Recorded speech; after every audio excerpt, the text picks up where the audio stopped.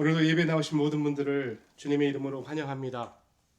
우리 이 시간 주님 앞에 기도함으로 예배 가운데로 나가도록 하겠습니다. 아버지 하나님, 그토록 우리의 예배를 찾으시고 또 그 예배를 통해 주님과 하나됨을 기다리시는, 또 우리를 늘 그렇게 불러주시는 아버지 앞에 나왔습니다.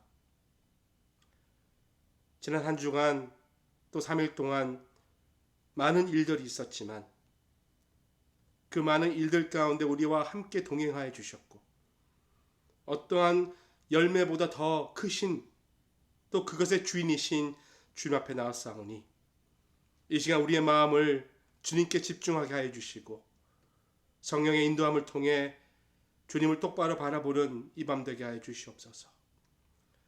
이제 사도행전을 마무리하면서 지난 85주간의 하나님의 동행하심에 감사와 영광을 드립니다. 이 땅 끝까지 복음을 위해 살았던, 오직 그리스도를 위해 살았던 사도들의 행적을 이제 지식으로만 우리에게 가둘 것이 아니라 우리 삶에도 하나하나 한 걸음 한 걸음 실천하여 땅 끝까지 복음 전하는 우리 되도록 축복하여 주옵소서. 이제 우리의 입술을 열어 마음의 문을 열어 주님을 고백하고 찬양할 때에 주님 기뻐 받아주시고 주님 한 분만 영광 드리는 이 시간 되게 하옵소서. 감사드리며 예수 그리스도 이름으로 기도합니다. 아멘.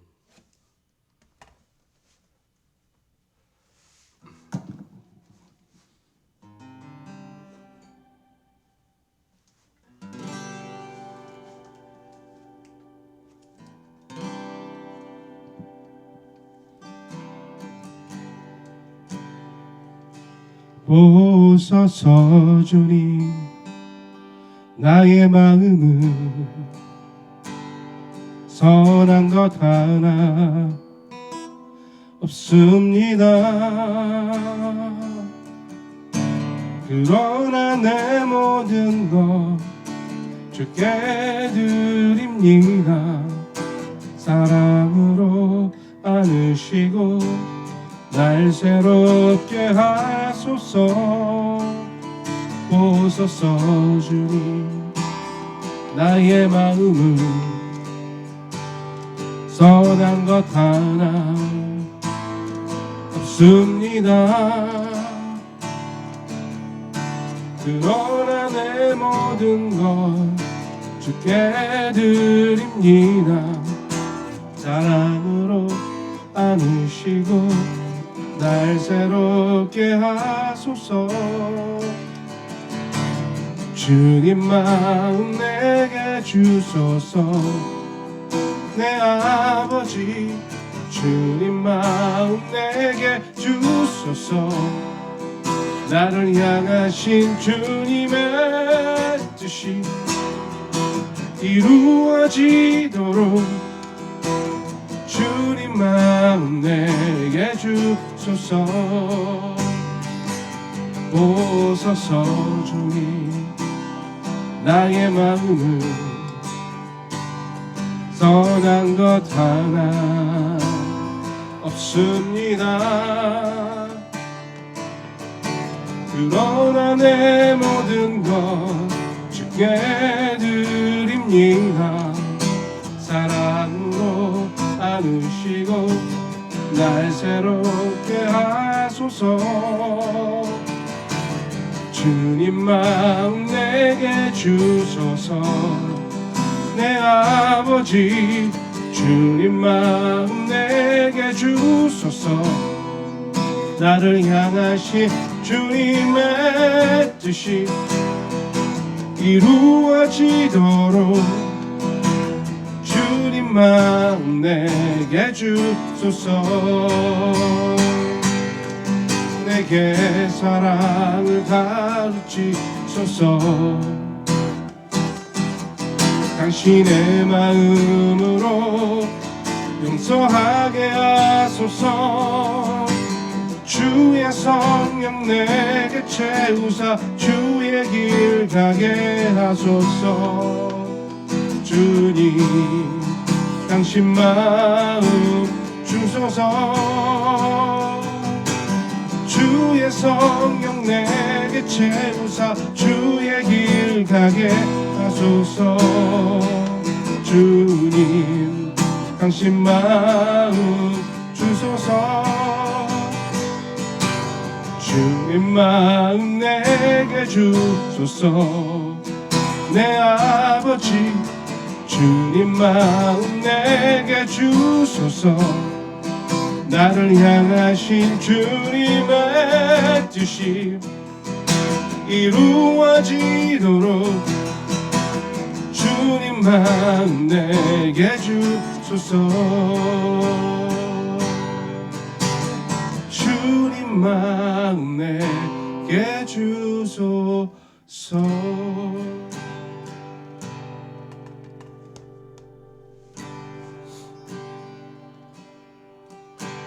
고열을 지나 하나님 품으로, 고열을 지나 아버지 품으로, 고열을 지나 하나님 품으로 한 걸음씩 나가네. 고열을 지나 하나님 품으로, 고열을 지나 아버지 품으로, 고열을 지나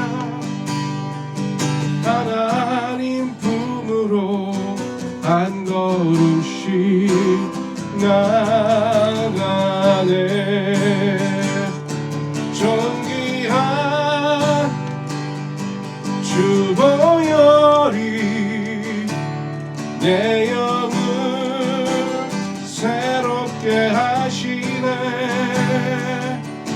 존귀한 주 보혈이 내 영을 새롭게 하네.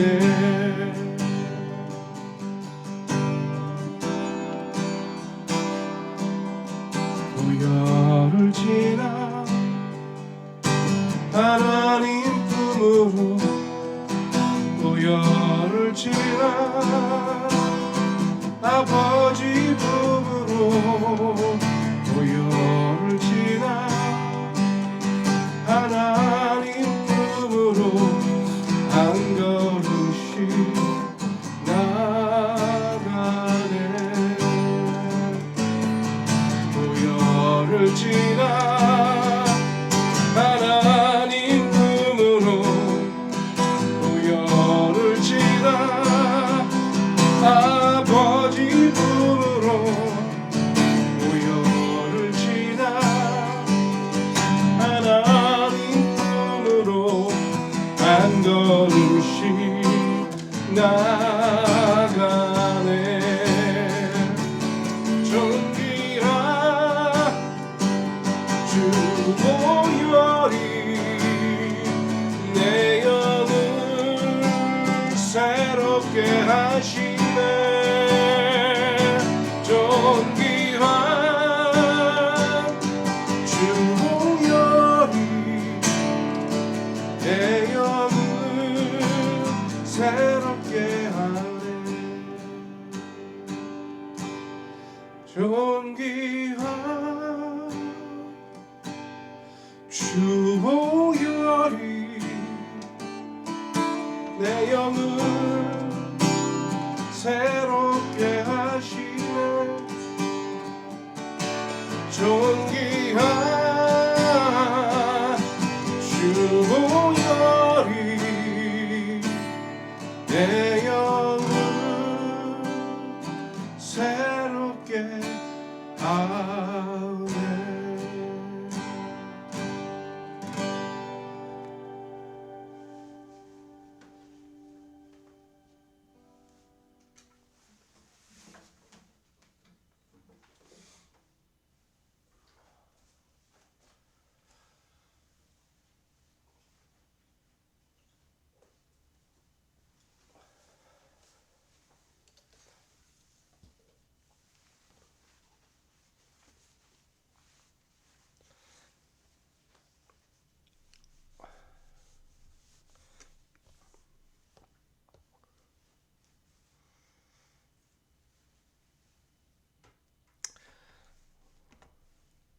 오늘 하나님께서 우리에게 주신 말씀 사도행전 238페이지에 사도행전 28장 23절에서 31절 말씀입니다.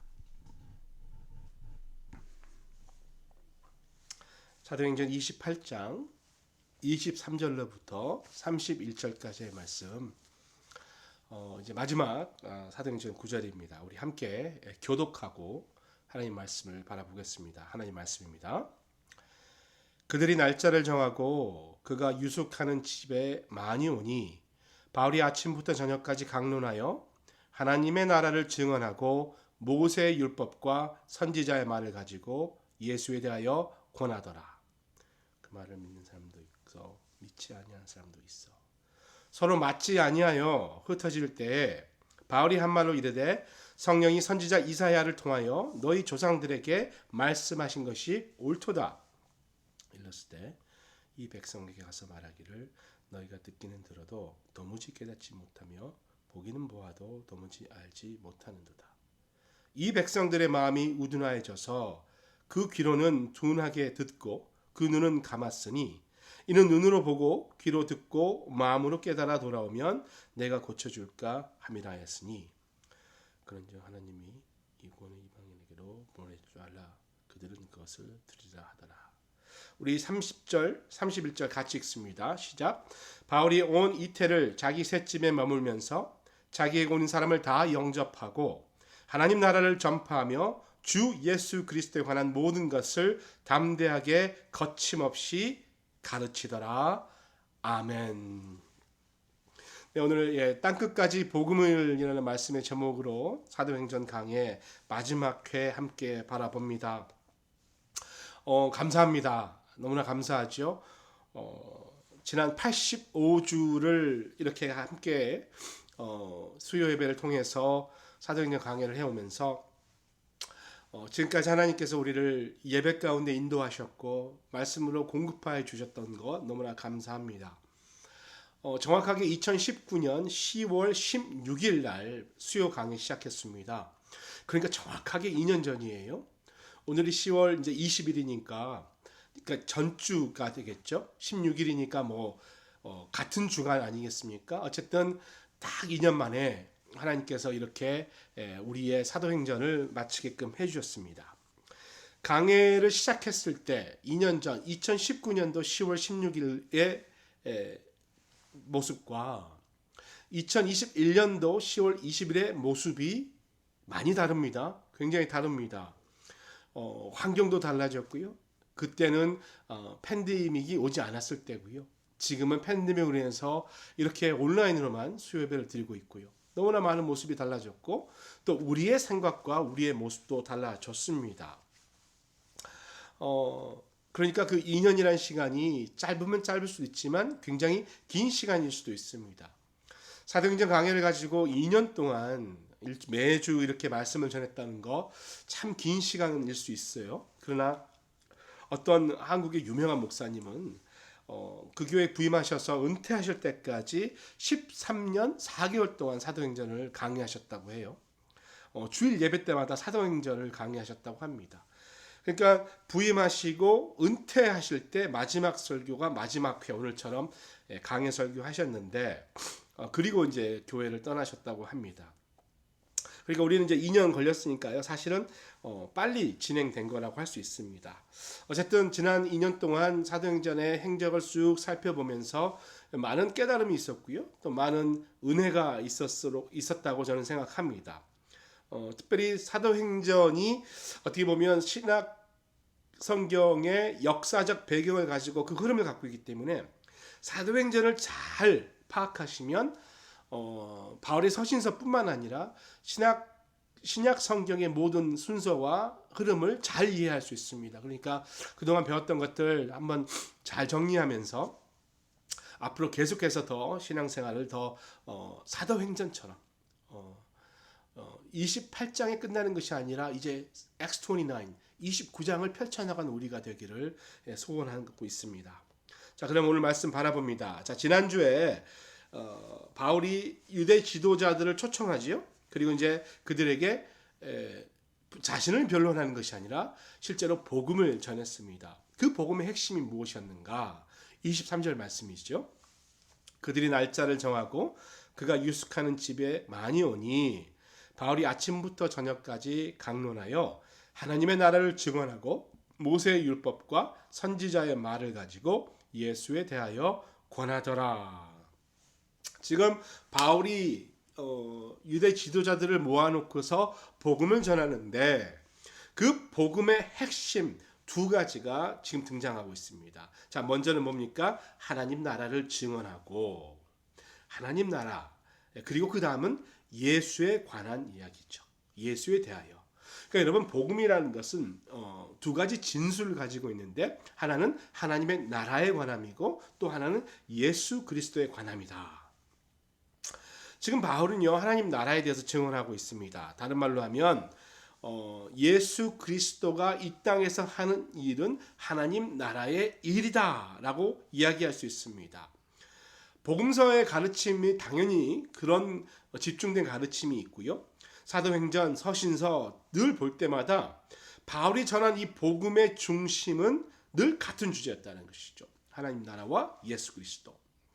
여러분, 예수님도 마찬가지입니다. 예수님께서 이 땅에 나오셔서 복음을 전하시는데 그 복음은 무엇에 관한 복음입니까? 하나님 나라에 관한 거거든요. 천국에 관한 것 아니겠습니까? 우리가 교회를 다니면서 많은 분들이 성경 공부도 많이 하시고 또 개인적으로 영성생활 하시면서 신앙의 수준이 많이 올라와 있습니다. 그렇다 보니까 목회자들이 말씀을 전할 때 조금 수준을 올려서 합니다. 그런데 아무리 멋진 어떤 신학적 논리를 이야기할지라도 이 신앙생활의 중심과 교회 생활의 중심, 그러니까 하나님 나라 그리고 예수 그리스도라는 이 복음의 핵심이 중심에 서 있어야만 나머지 것들도 빛을 보는 것이죠. 그런데 이게 빠지고 그 외 나머지 것으로 아무리 치장하는들 그것은 진리라고도 할 수 없고 또 유익하다고도 할 수 없습니다. 복음을 제대로 전하는 것, 오늘 사도행전 마지막 회를 시작하면서 복음, 땅끝까지 복음을 전하는데 제대로 된 복음을 전해야 된다는 사실을 우리가 바라보고 있습니다. 설교자, 저 같은 목회자나 우리 또 장로님들도 또 기회가 되시고 또 환경이 되시면 말씀도 전하시고 또 복음도 전하시고 또 가르치는 일도 하시고요. 또 각 교육부의 교사들 계시고요. 또 뿐만 아닙니다. 우리 또 바이블 캠퍼스 플러스 하면은 또 성경을 함께 인도해 주는 우리 코디들, 또 목장의 성경 리더들.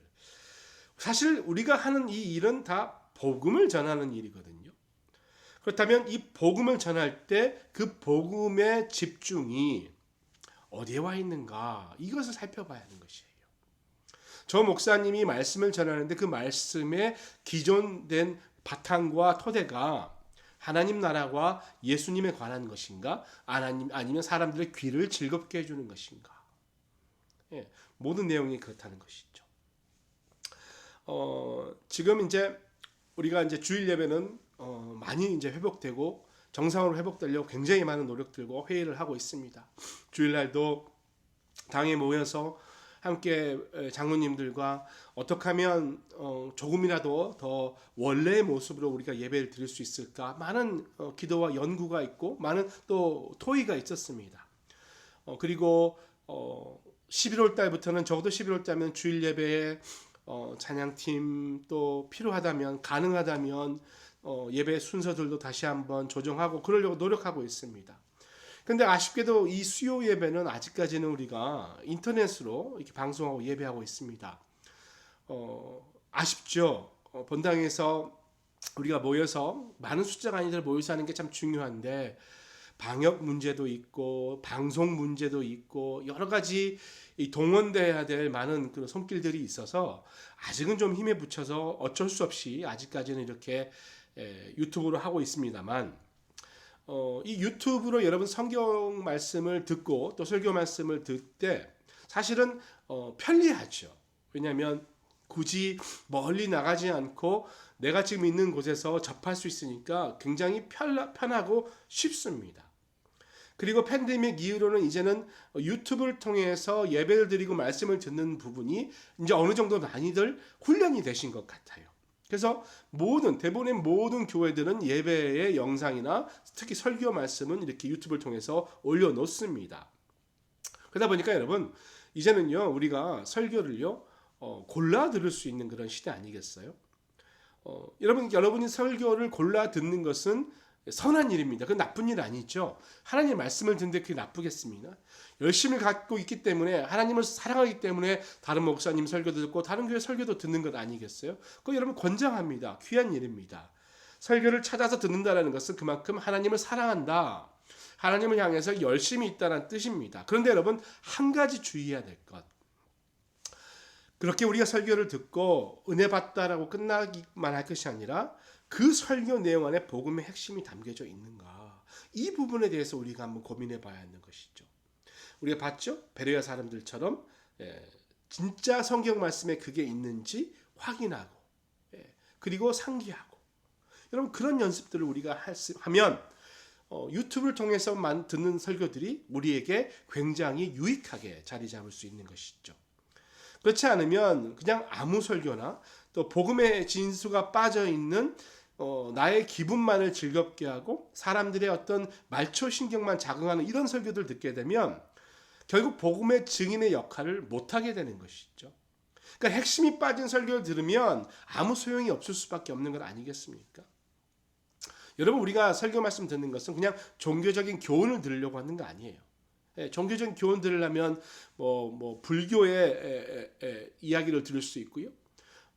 다른 종교 얼마나 좋은 말이 많이 있습니까? 그러나 설교를 듣는 것은 복음을 듣기 위함이라는 것이죠. 그것을 오늘 바울은 첫 구절을 통해서 우리에게 이야기하고 있습니다. 바울은 예수님에 대한 일을 전하고 하나님 나라를 전하기 위해서 복음을 전하고 있다는 것이죠.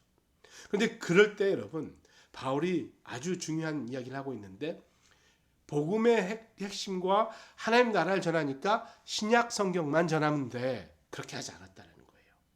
아니 그럴 수도 없는 것이 있죠. 당시는 신약 성경이 없었지 않습니까? 구약 성경밖에 없었거든요. 신약은 당시에 행적들을 통해서 쓰여지게끔 준비되고 있는 상태지 않습니까?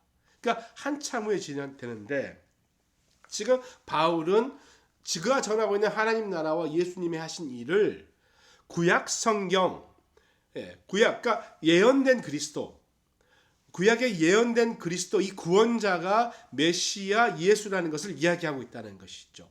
그래서 23절에 그것을 모세의 율법과 선지자의 말을 가지고 예수에 대해 전했다. 이렇게 이야기하고 있습니다.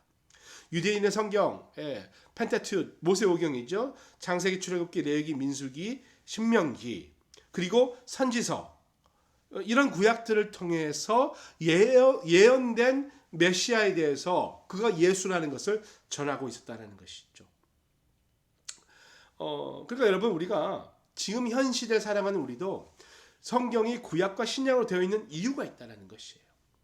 우리가 율법주의로 가지 않고 은혜주의로 가고 복음주의로 가는 것은 중요합니다만 그렇다고 해서 율법을 버리는 게 아니라는 거예요. 그것을 가지고 오되 그보다 더 뛰어난 은혜로 모든 것을 극복하는, 모든 것을 결탄코 완성시키는 그런 것을 우리가 하고 있는 것이죠. 바울이 그렇게 구약을 인용하면서 완벽한 복음을 전했습니다. 완벽한 백그라운드와 완벽한 내용으로 복음을 전했습니다. 그러면 다 믿어야죠, 그죠? 누구나 다 바울의 말을 듣고 예수님을 따라야 되는 거죠. 그런데 그게 아니었다는 것이에요. 오히려 반대가 있었다는 것. 여러분 우리가 사도행전 쭉 보면서 바울을 따르는 사람도 등장하지만 바울을 반대하고 바울을 핍박하고 바울을 힘들게 했던 사람들을 너무나 많이 봤지 않습니까? 퍼센테이지로 정확히 얼마 할 수 없지만 그냥 반반이었다고 생각해도 저는 과언이 아니라고 생각합니다. 믿는 사람도 있었고 믿지 않는 사람도 있었습니다. 오히려 믿는 사람이 더 작았을 수도 있는 건 아니겠어요? 여러분 우리가 복음을 전하고요. 그 복음의 내용이 완벽하고 구약을 인용하고 신약의 하나님 나라와 예수 그리스도의 일에 대한 것을 이야기한다고 해서 모든 사람이 다 반응하고 모든 사람이 다 믿는 게 아니라는 사실을 우리가 기억해야 합니다.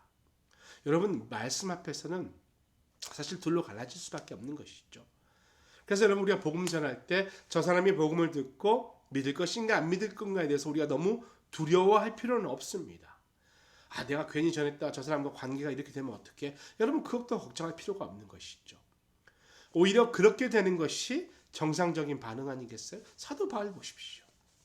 그 수많은 역경을 거치고 오늘 지금 완벽한 복음을 전하고 있는데도 반이 믿지 않는 거죠.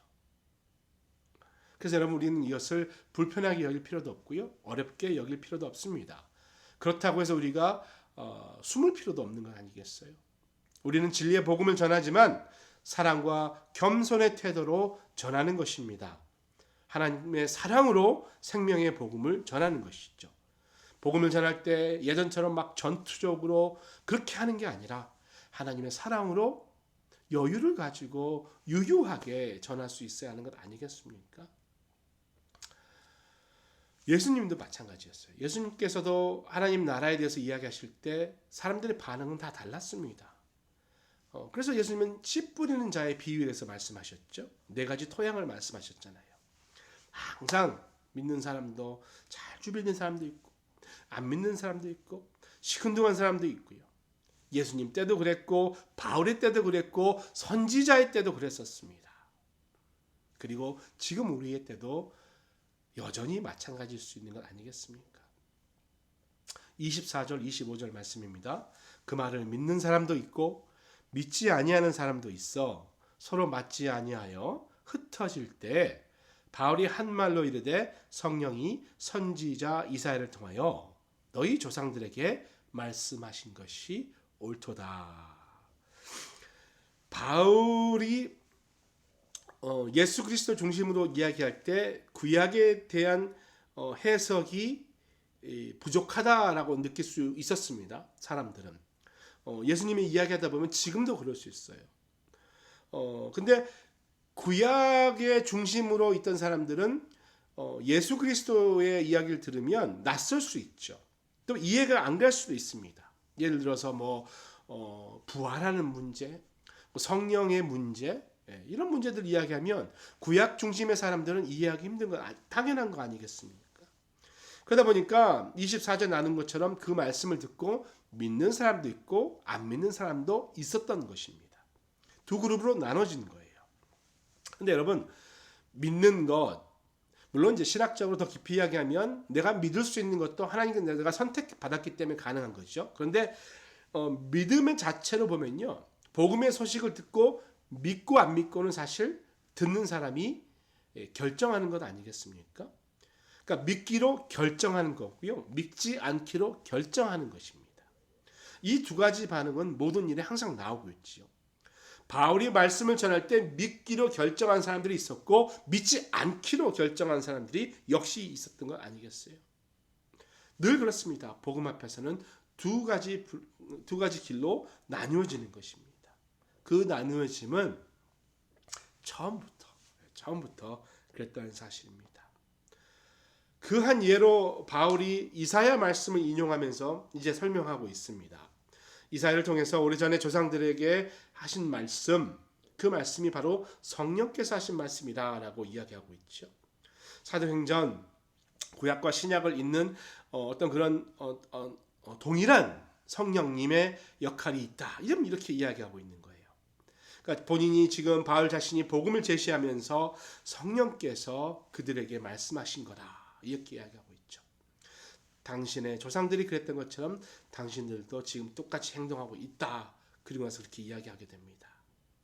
그리고 26절 27절입니다. 일러스되 이 백성에게 가서 말하기를 너희가 듣기는 들어도 도무지 깨닫지 못하여 보기는 보아도 도무지 알지 못하는도다.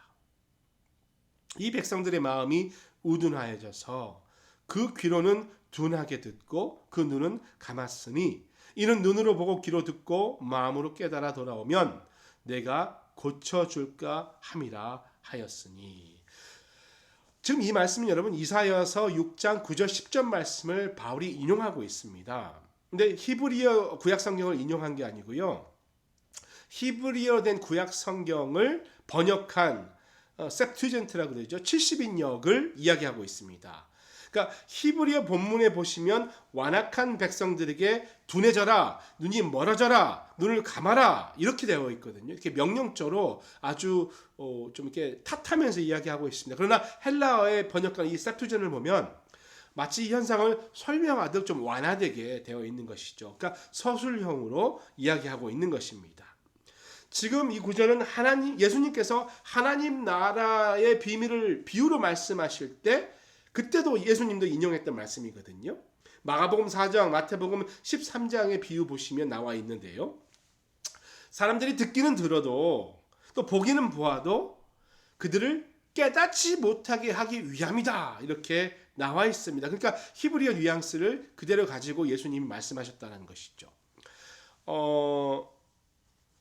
그리고 여기 27절에는 내가 고쳐줄까 함이라라고 되어 있죠. 그러니까 마태복음 13장에 예수님이 이 구절 인용하시면서 내게 고침을 받을까 두려워함이라.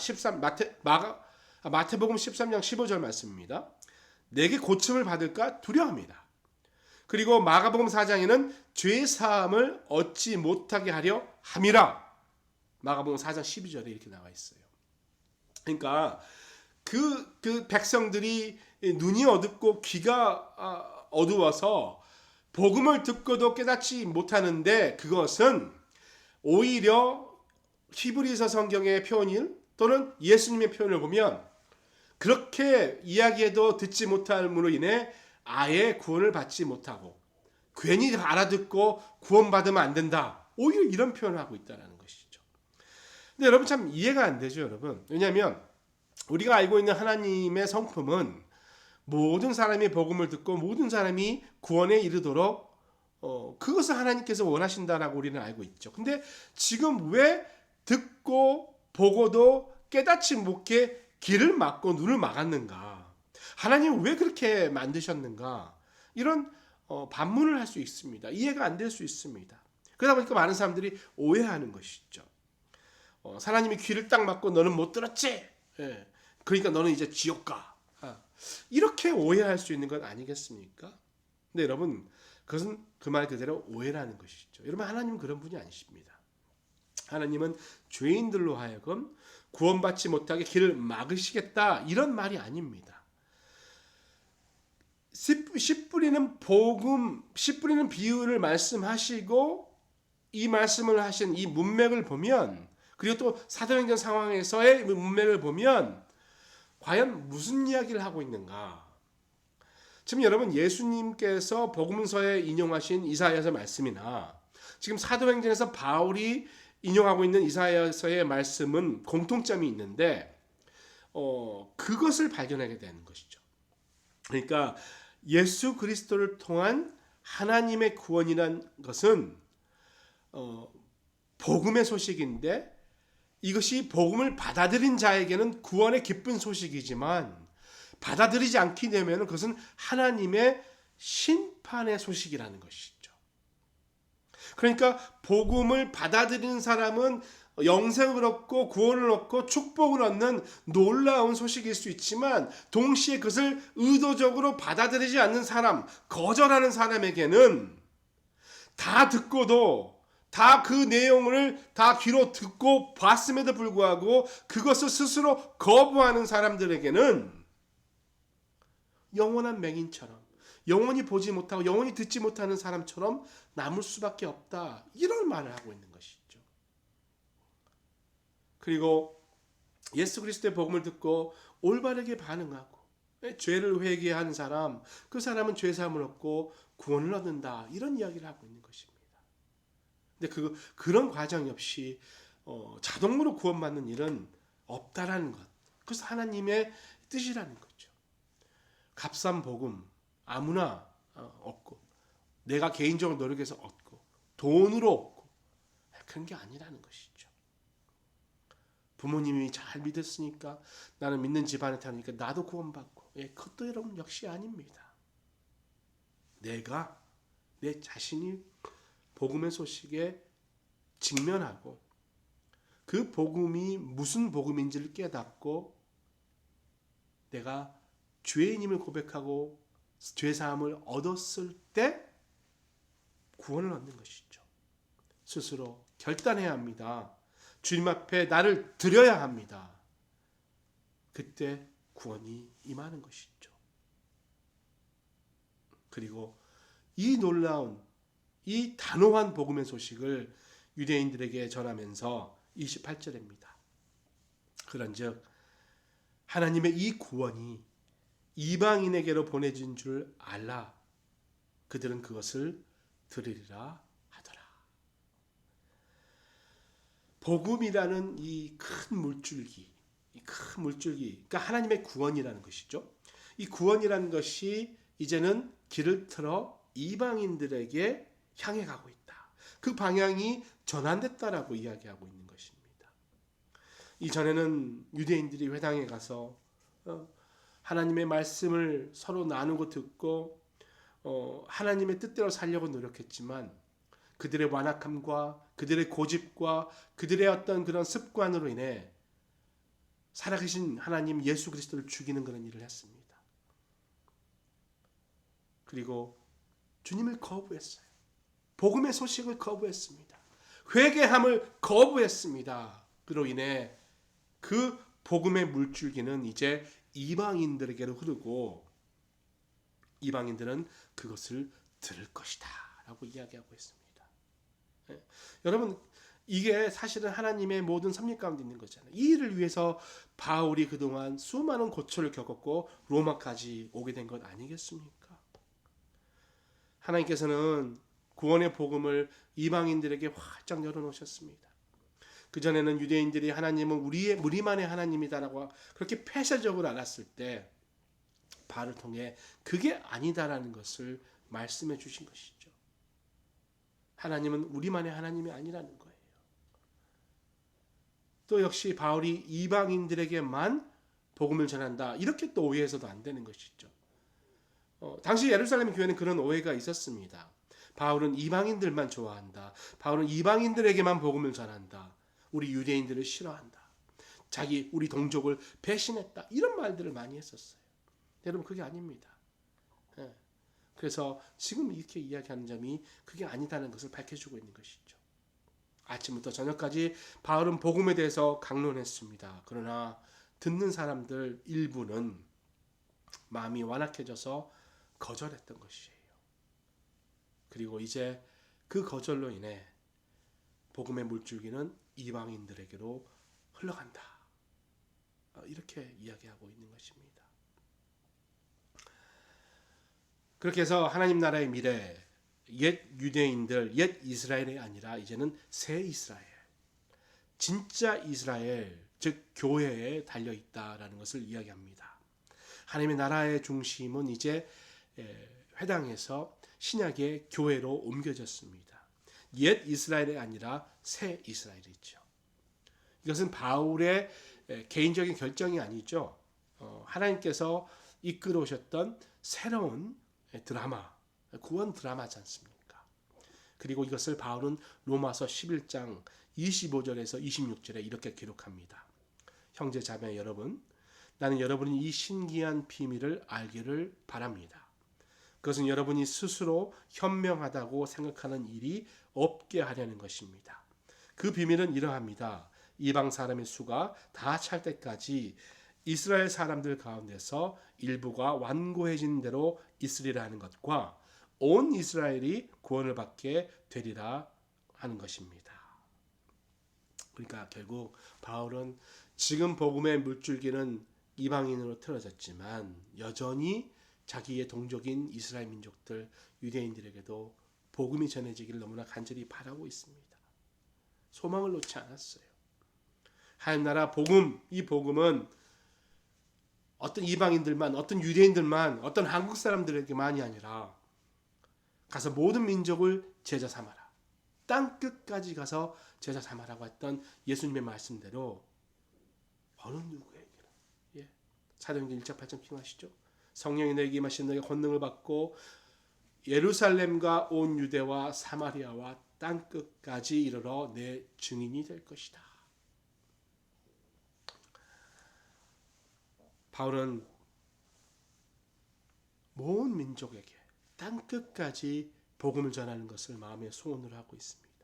그래서 이 사건 사도행전 28장을 마무리하면서 이제 이방인의 선교라는 새로운 역사가 시작되게 되는 것입니다.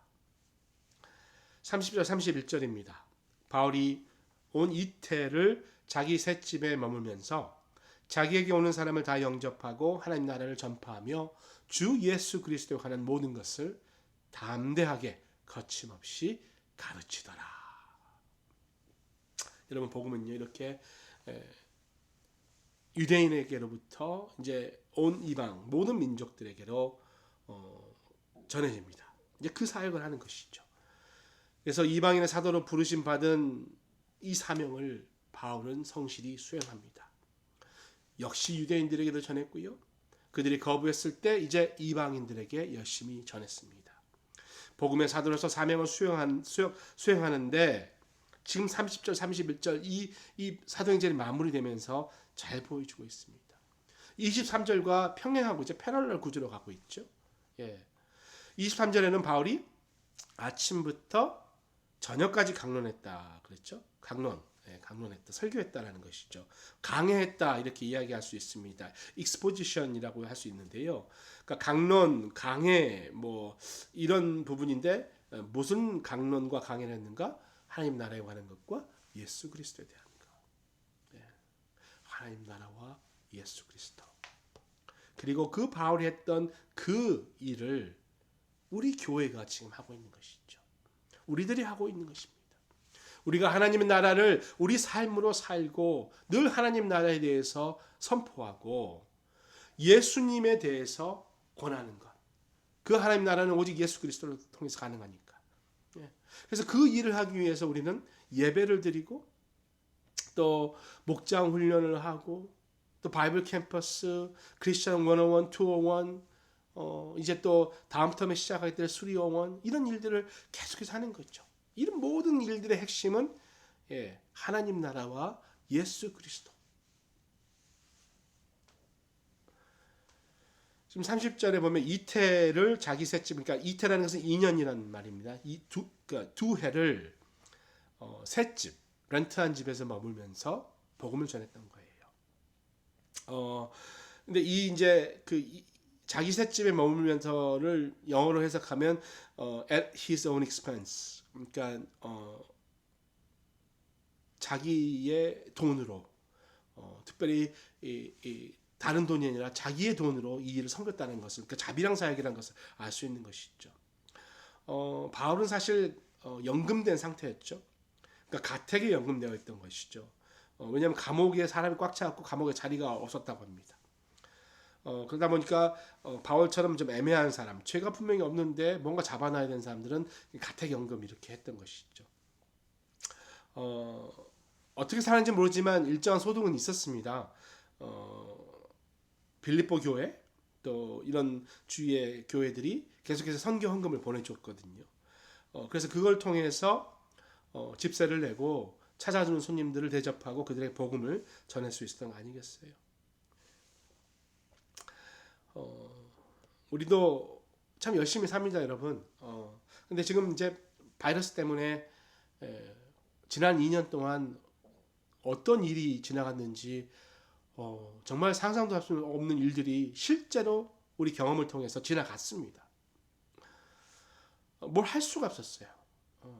사도행전을 하면서 좀 액티브하게 뭔가를 하면서 더 경험했으면 좋았을 텐데 우리는 아무것도 하지 못하고 그저 말씀을 듣고 공부하는 일밖에 못했습니다. 교회도 거의 못 왔죠. 이제 회복하려고 여러 노력을 하고 있습니다만 전에는 저 같은 경우는 이제 극장 영화 보러 많이 갔었는데 뭐 영화도 한 번도 못 갔고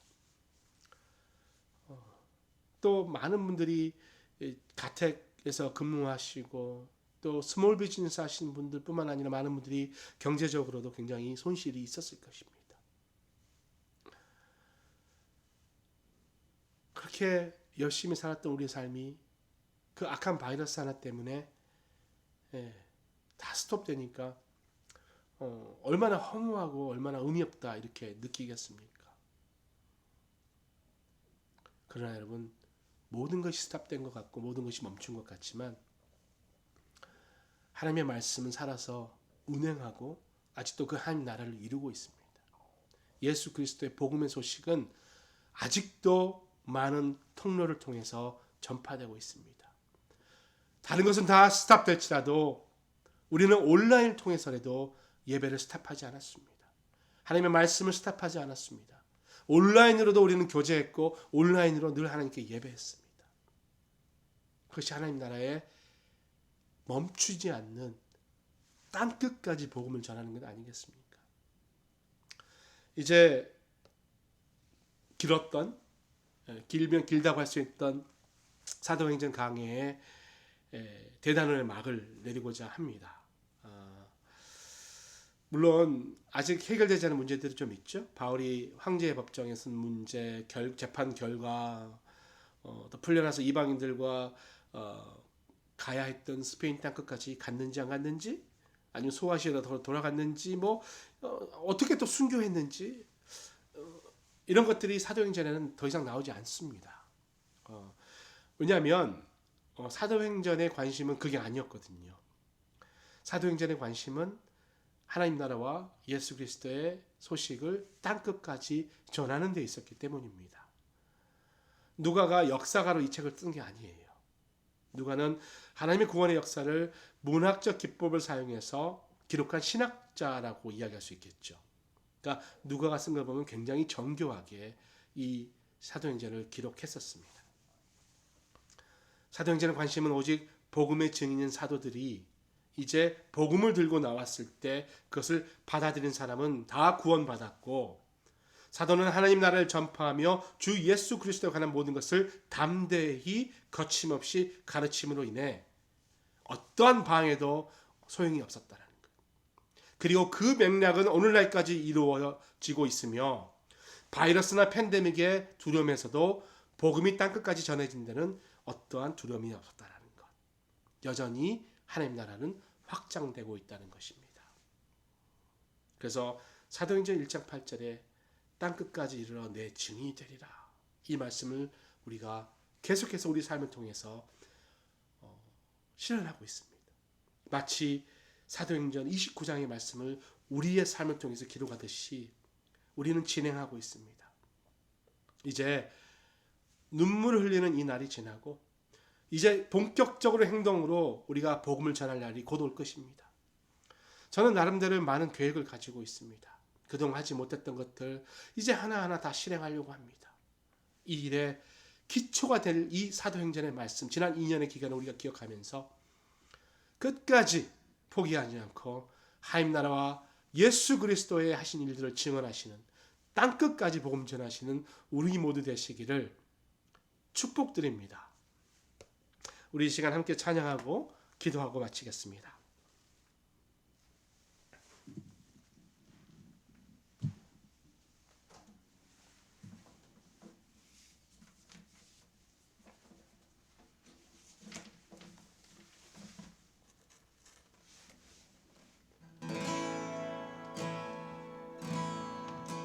우리 오늘 눈물로 하늘의 씨앗을 심는다. 꿈꿀 수 없어 무너진 가슴에 저들의 푸른 꿈 다시 돋아나도록 우리 함께 땀 흘려 소망의 길을 만든다. 내일로 가는 길을 찾지 못했던 저들 노래하며 달려갈 그 길, 그날에 우리 보리라. 새벽 이슬 같은 저들 일어나 뜨거운 가슴 사랑의 손으로 이 땅 치유하며 행진할 때 오래 황폐하였던 이 땅 어디서나 순결한 꽃들 피어나고 푸른 의의 나무가 가득한 세상 우리 함께 보리라.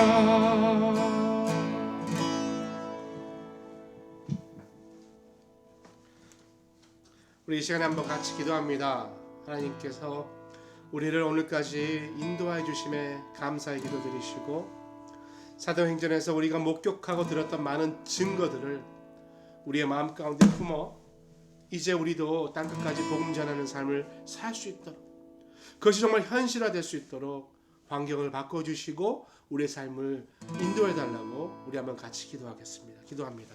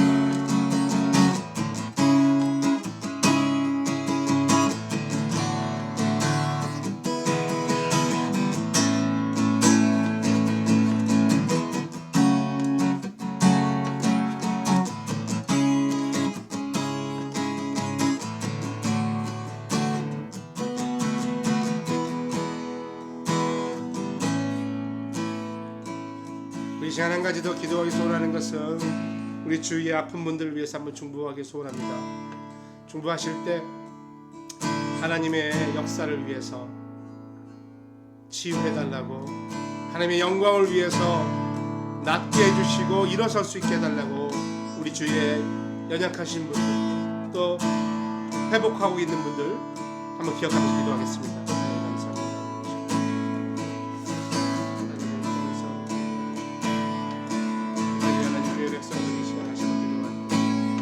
하늘의 문을 여시고 우리의 기도를 들어주시기를 간절히 특별히 우리 주위에 몸이 아픈 분들이 많습니다. 신장이 아파서 이 어려운 가운데도 병원에 치료받고 있는 우리 대놓게 어르신들 계십니다. 또 수술을 마치고 회복하고 있는 우리 어린 생명들 여러 가지 어려움 속에서 또 고민하고 재정적인 어려움 가운데 눈물을 흘리고 있는 사람들이 있습니다. 하나님의 긍휼을 잊지 마시고 하나님의 놀라운 축복과 하나님의 거쳐주심과 행복하심의 은혜를 통해서 놀라운 회복이 그 가정 가운데 그 삶 가운데 경제적인 회복 또 육체의 회복 또 건강의 회복 무엇보다도 심령의 회복이 일어나 하나님 나라의 일꾼 될 수 있도록 축복하여 주시옵소서.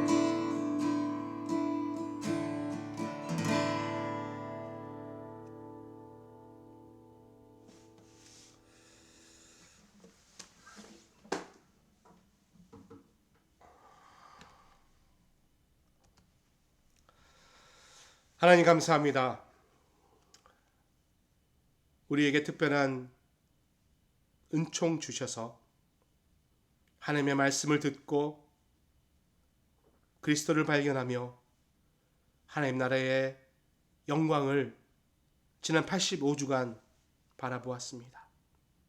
오늘 이 시간까지 함께한 주님의 교회 수요 예배 용사들에게 하나님의 놀라운 축복과 은혜와 하나님의 영광이 드러나기를 소원합니다. 지난 85주 동안 매주 말씀을 보면서 때로는 이해하지 못하고 때로는 어렵고 또 때로는 개인적인 사정으로 인해 어려운 길도 있었지만 결국 이렇게 하나님께서 사명을 통해 마무리해 주실 것을 또 그것을 맛보게 해주니 오늘 감사를 드립니다. 이제 새롭게 시작하는 12사도 시리즈를 통해 다시 한번 복음의 진술을 보게 해주시고 이 땅에 사용받는 사도들의 삶과 그들의 행적, 그들의 은혜를 찾아 나설 수 있도록 축복하여 주시옵소서.